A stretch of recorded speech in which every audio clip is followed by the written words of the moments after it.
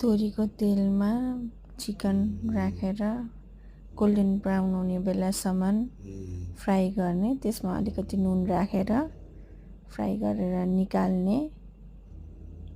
अनि मजाले त्यसलाई गोल्डन ब्राउन हुने गरी निकालिसकेपछि त्यही तेलमा बनाएको अचारको मसला राख्ने, रातो धुलो खुर्सानी राख्ने, अनि बनाएको फ्राई गरेर अदुवा लसुन फ्राई गरेर निकालेको अनि त्यसलाई ग्राइन्ड गरेको पेस्ट राख्ने, नुन राख्ने, अनि त्यसलाई मजाले चलाउने। त्यसमा सोया सस पनि राख्ने अनि मजाले चलाउने। अनि अघि फ्राई गरेको चिकनलाई राखेर मजाले मिक्स गर्ने।